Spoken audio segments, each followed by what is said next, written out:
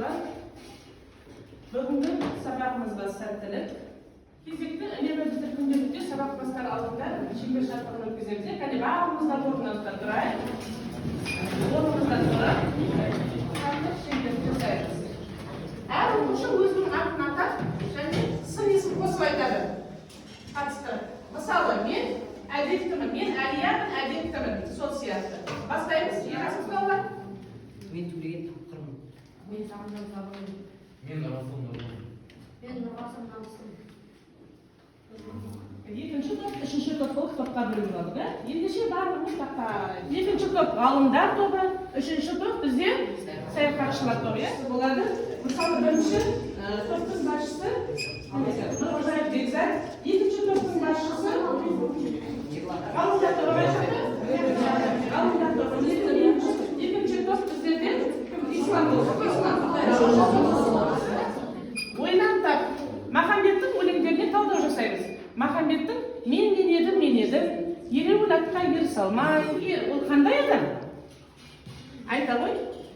Еңіреп жүрген ер дейтін ол ел үшін еңіреп жүретін, жұмыс бастаған кезде аяғының иісі шығып тұратын, сәтсіз сәтті жұмыс болсын, жауапкершілігі көп, батыр, бойы боз ағаштан да үлкен адам деуге.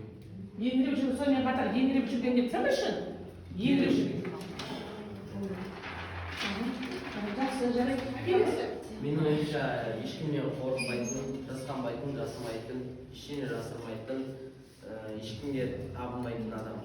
Мысал келтірсе Махамбетті келтірер. Махамбет қазақ халқының мені.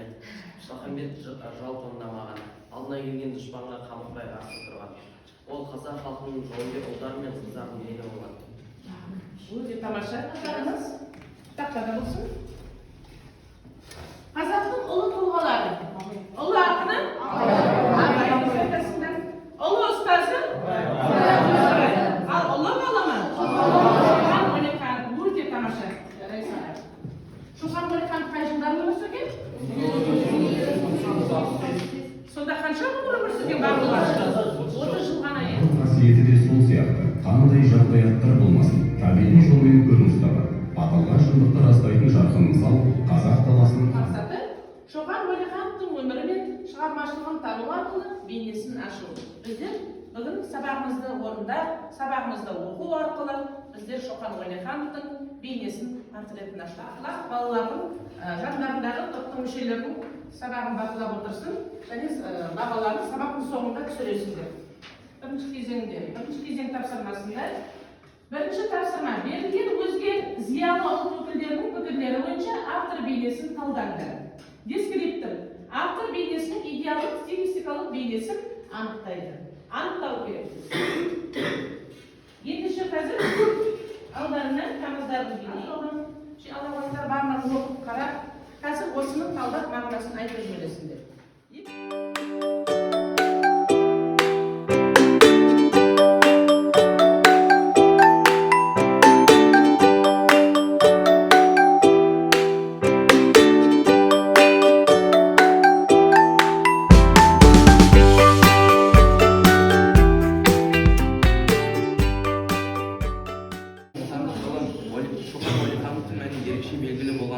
болғандығы туралы Жоловский былай деп жазды.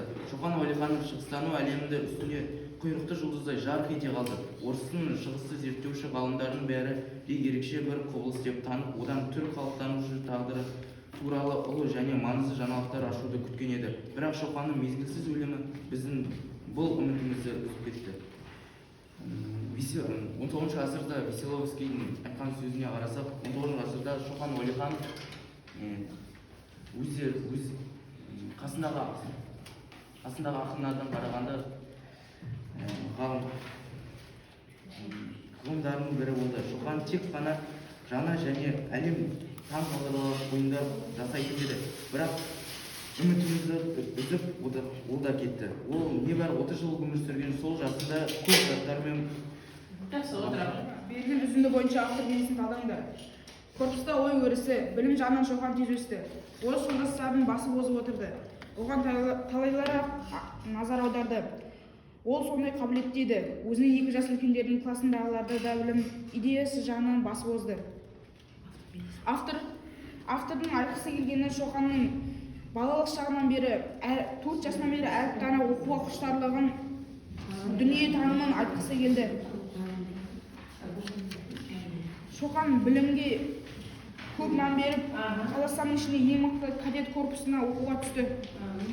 Оның дүние танымы, жаратылыс тануға деген білімі құштар болды. Өте жақсы, тамаша. Келесі қайсылықтарды үшінші топ саяхатшылар тобы. Тән ұшқыр қиялды әрі ақын жанды адам еді. Ол араб өлеңдерін қатты ұнататын және ол ұстазы Кастелевскиймен бірге сол өлеңдері рахаттанып тамсанып отыратын. Осы ақпаратқа сүйенсек, Шоқан Уәлиханов өте жан-жақты болған. Тек қана қазақ тілін меңгермей, басқа да ұлттарды, орыс тілін, араб тілін өте қатты меңгерген және де араб тіліндегі өлеңдерді қатты ұнатқан.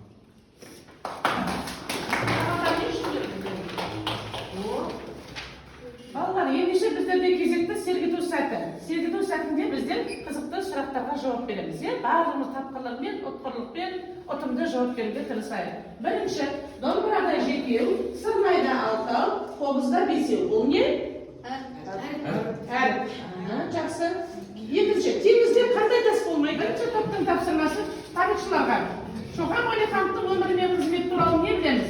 Постерге қиылған суреттер мен мәліметтерді сәйкестендіріп түсіру. Екінші топ, ғалымдар ғалымның еңбектерін көрсету. Оқулықтан тапсырма орындау, 114-ші бет.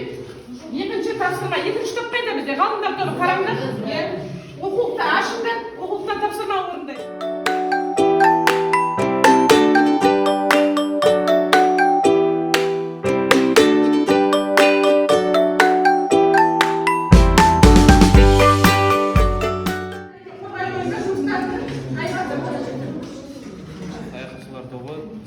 Тапсырма Шоқан саяхатшы тақырыбында оның саяхат жолдарын көрсету.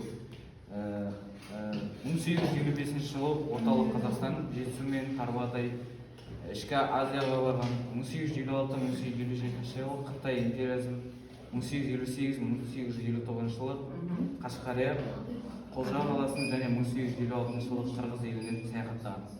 Жақсы, жақсы, керемет. Оның арғы бабасы Абылай хан 17-ші ғасырдағы айбынды қазақ билеушілерінің бірі болды. Ал атасы Уәли хан патша үкіметі ресми түрде бекіткен қазақтың соңғы ханы еді. Уәли хан және Абылай хан. Ана суретте көріп тұрғандай бұл Шоқанның әкесі Шыңғыс Уәлиханұлы сол кезде Аманқарағай ауданында орталығы Қарауылға мекені аға сұлтаны болған. Округ орталығында 1904 жылы Күнсұрын қамалында ауыстыруынан кейін Шоқанның өз атасы Уәли орталығы атасын қазақ әркімнің ашатын еңбектерін атайық. Шоқан Уәлиханов тарихшы мысалы шекеріс шығармаларын сүйіп оқыған. Сөйтіп батыс шығыс орыс әдебиетін зерттеуге кіріскен. Шоқан Уәлиханов суретші, мынадай суреттері бар. Ол негізінен суретші, портрет, пейзаж, халықтың жұмыс салатын бейнелеу жабдығымен айналысқан. 19 ғасырдың 60-шы жылдарынан всемирная иллюстрация, искра, русский художественный стиль секілді басылымдарға жарияланған. Көбінесе акварель, майлы бояумен, ал кейде туш, қалам сияларымен жұмыс істеген. Шоқан Уәлиханов ғалым, оның еңбектері мыналар. 1941 жылы күзде әкесі омбыға алып келіп кадет корпусына оқуға түсірді. Оның рухани өсуіне орыс тілі мен әдебиетінің мұғалімі, қазақ, араб, парсы тілдерін білетін шығыстанушы Кастелевский өзгене тарихы пәнінен сабақ берген. Айдаудағы поляк оқымыстысы Борисовский, тарихшы Слуцкий. Ендеше біздерге топтық жұмыстар, екінші кезеңнің топтық жұмыстары берілген еді. Барлығында жақсы, жауаптар ұтымды, өте орынды, жауаптарын өте нақты жауап бердіңдер.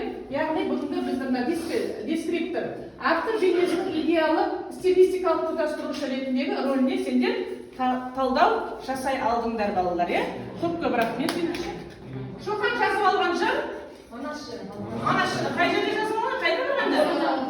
Қазақстанға саяхат жасаған кезде жазып алған. Шоқанның ата-анасы кім?